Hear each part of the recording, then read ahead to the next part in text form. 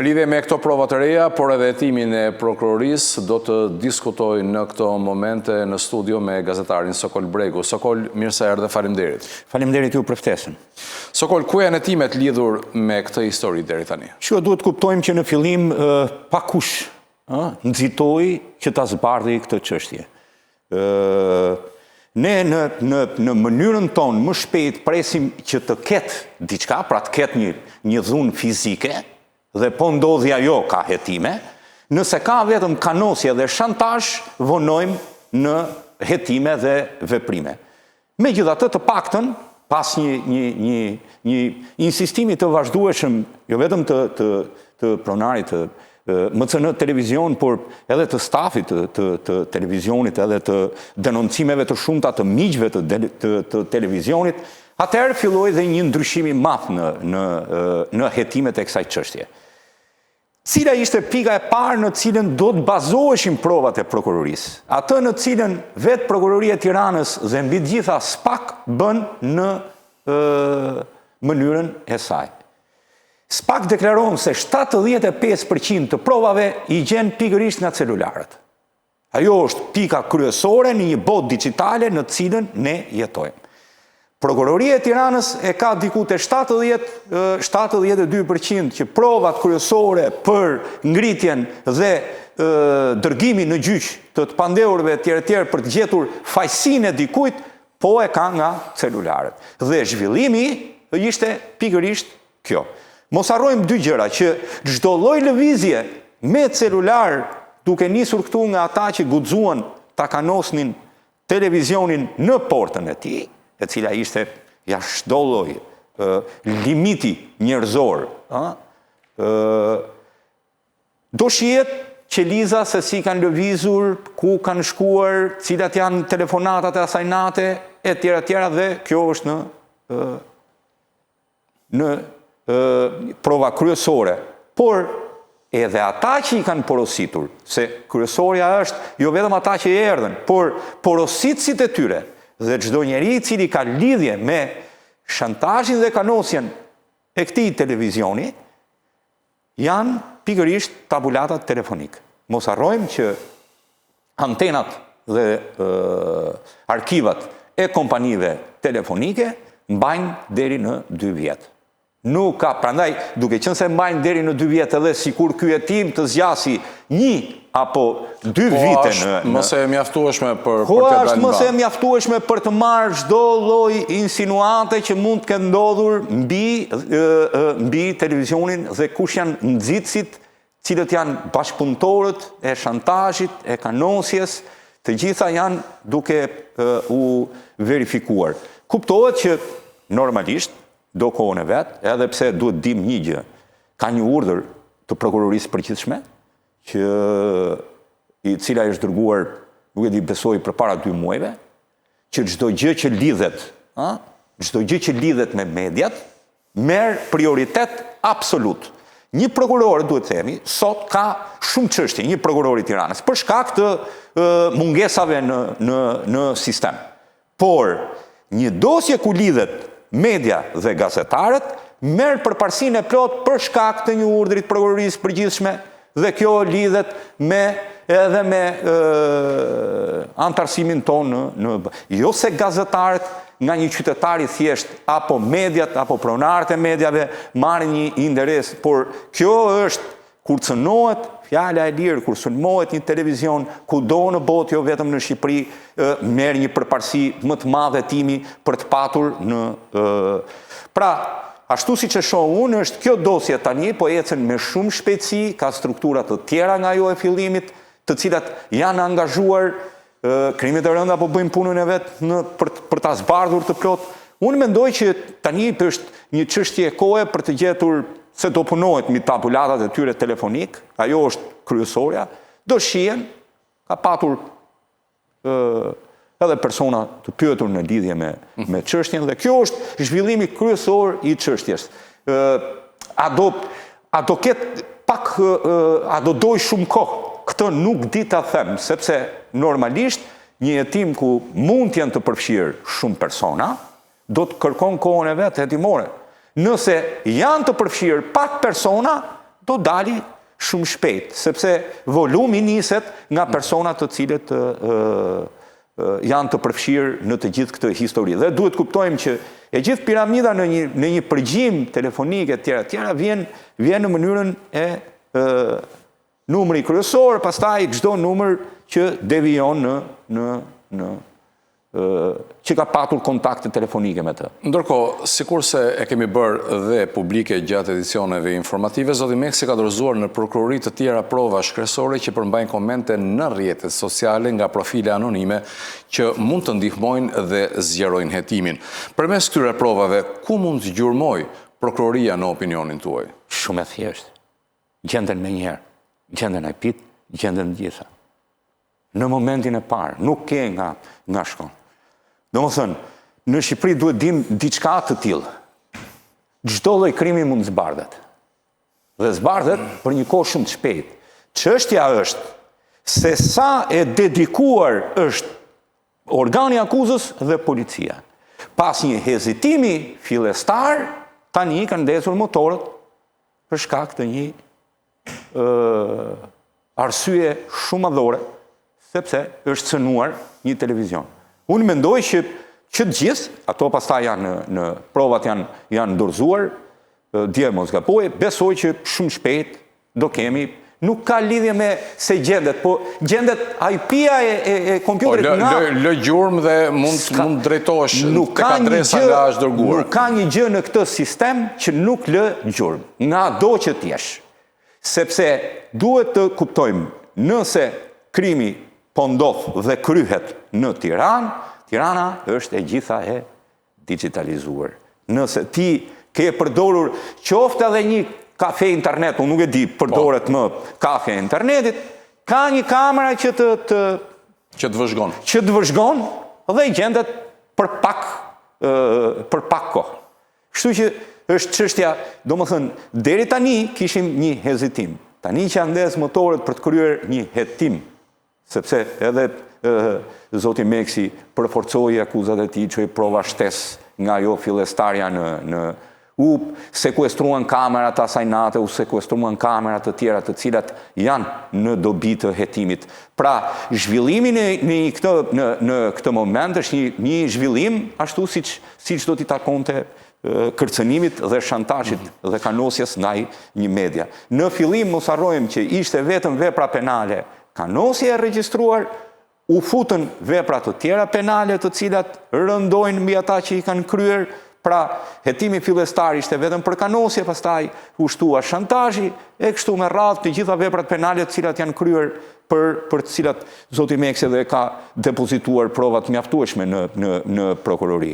Në dijenin tënde, janë thirrur persona në dijeni për çështjen apo të prekur nga kjo histori që tashmë vetë zoti Meksi e bëri publike, ku natyrisht përfshihen edhe aspektet të jetës së tij private? Janë thirrur. Kjo pastaj mbetet pak sekrete timore, unë nuk do doja ta zbuloja, janë thirrur personat e parë, janë marrë në pyetje në prokurori, dhe prokuroria mendoi që numrin e personave që do të rras është i lartë. Sot nuk kemi më 1 apo 2 të cilët ndodhen, numri besoj duhet jetë i lartë për këtë çështje, sepse është mendoj që nuk mundet një njeri i vetëm të bëj një shantazh apo kanosje. Mendoj që është një grup, nuk e di arsyen, motivi del në fund, se cili është motivi dhe arsyeja e plot e gjithë kësaj historie, ne merremi me atë çfarë ka ndodhur në realitet. Motivet le t'ja lëmë kohës edhe cilët janë, do dalin, besoj ka një hetim shumë korrekt, dhe hetim që do nxjerrë, kam përshtypjen shumë gjëra në përfundim të Pra pikërisht kjo nxjerrja e këtyre shumë gjërave, tani që policia dhe prokuroria kanë në dorë pra prova, indicie, personazhe, lidhje dyshuara, si mendoni, ku duhet ta ketë fokusin? Fokusi, unë nuk do doja të shpejtoja, por ka një përfundim, që ka 2 gjëra që lidhen edhe me punën tonë.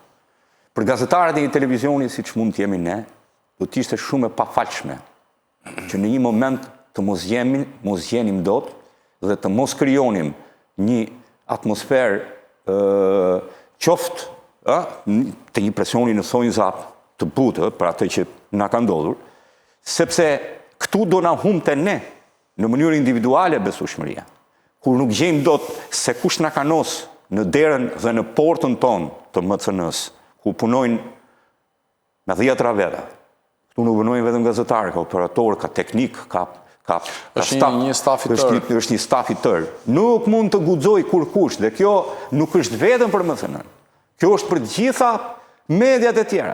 Nuk mundet që një njeri të marrë guximin në vitin 2026 dhe të vijë si barbar në portën tënde dhe të ketë një ide që mund të kanosi dhe të shantazhoj dhe t'ja hedhi pa u lagur. Se nuk është çështja që ti e kreve një vepër penale. Vepra penale mund të kryhet nga kush do. Çështja që të ngarkon pastaj në mënyrë kërcënim në institucione shumë nuk ndodh. Emocional dhe të tjera, është çështja si nuk gjendesh. Dhe këta do gjenden sepse ka një arsye shumë madhore. Du t'i jepet një goditje kujdo që media është e paprekshme në këtë vend dhe nuk mund t'i afrohesh qoftë edhe në formën e kërcënimeve, qoftë edhe në formën e kërcënimeve digjitale, qoftë edhe në rrjetet sociale, qoftë edhe në merr një përgjigje. Mund ta bë, unë do uroja shumë që kjo mos t'i ndodhte asnjë qytetarit thjesht. Por kështu janë rrethanat në të cilët janë ndërtuar shtetet, sidomos ato europiane. Dhe ka një direktivë të Bashkimit Evropian që organet hetimore, kur bëhet fjalë që ka një lidhje me mediat, të marri një përparësi të veçantë. Nuk është se është një privilegj, mendoj që është një detyrim që ka ardhur nga Bashkimi Evropian. Kuptohet ashtu siç është një kërcënimi një gjyqtari, se një funksionari të lartë. A merr një përparësi? Patjetër. Normale që merr një përparësi. Ne mendojmë që ligji është i barabartë për të gjithë. Po ka përparësi edhe brenda ligjit.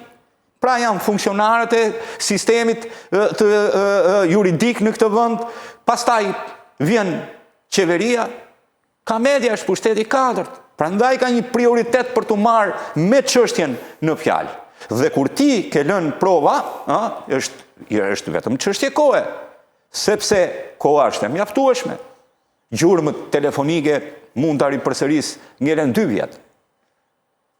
Për 2 vjet, gjurmët zhduken, historia ndodhi në 9 mars 2026 dhe gjurmët nga sistemi hikin në 9 mars 2028. Nuk mendoj që deri në 9 mars 2028, sa t'jenë zhdukur gjurmët nga sistemi, kjo çështje nuk ka përfunduar, apo mos jetë zbardhur, apo përgjegjësit të kenë marrë dënimin e tyre. Mos të harrojmë që kanosja dhe shantazhi duken si fjalë të cilat nuk para i dëgjon qytetari. Por dënohen në rënd. Dënohen nëse janë në bashkëpunim, dënohen nëse janë i kuadër të një forme strukture. Duhet ta shohim dhe po presim hetimet si ndërlidhen. Kush na e tregon hetimet? Po telefonat na e tregojnë, se kjo është kryesorja. Cila është merita më e madhe sot e prokurorisë posaçme?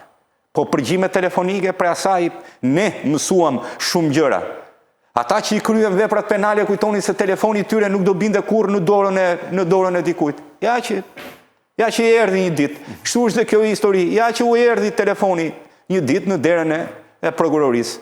Tani presim vetëm tabulatat po ato mbeten sekrete timore. Pra, Sokol, kemi të bëjmë me një histori shantazhi dhe kërcënimesh. Sa i gjerë mund t'jetë rrethi nëse kemi të bëjmë me një skem shantazhi?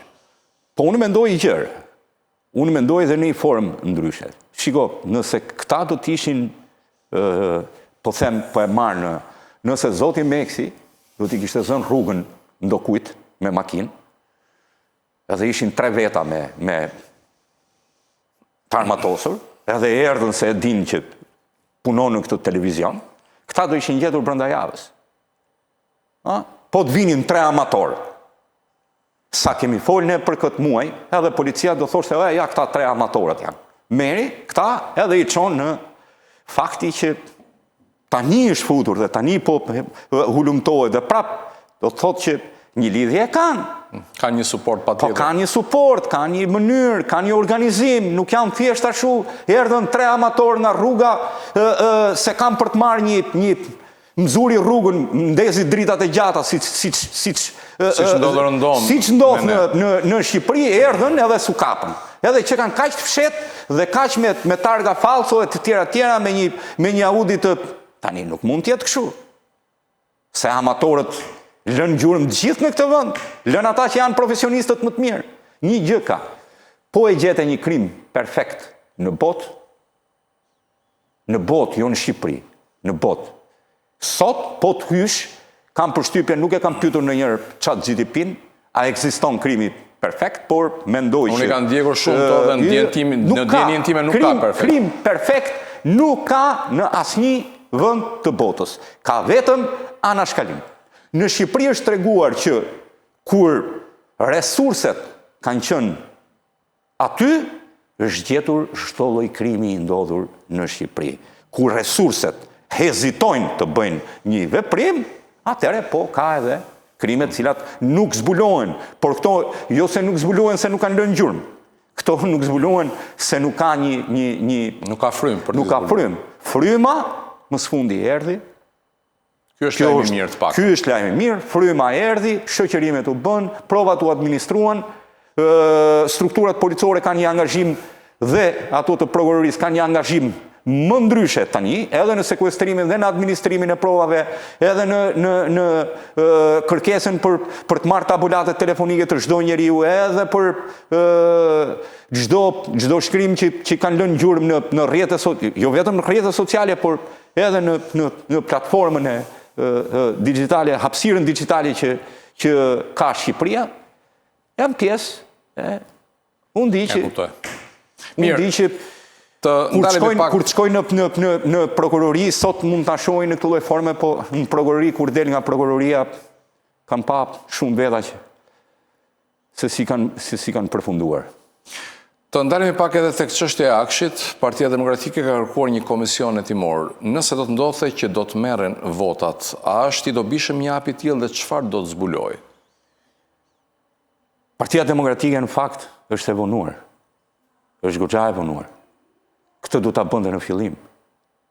Sot e dëgjova me shumë kërshëri liderin e opozitës, i cili nga gjykata denoncon me fakte të tjera lëvizjet në për Tiranë të Ergyll Sagasit. Unë nuk e di saktësinë e informacionit të liderit të opozitës. Është çështje e tij, ai ka të drejtën, nuk më përgjegjësi për fjalët e tij, ka të gjithë e dim që Berisha ka informacion, që ka informacion nga të gjitha krahët, nuk e dim sa e ka saktësinë e informacionit, se jo gjithmonë ka qenë 100% i uroj që tjetë, por uroj që të bëhet një komision tamam, jo si këto komisionet që kemi parë deri tani.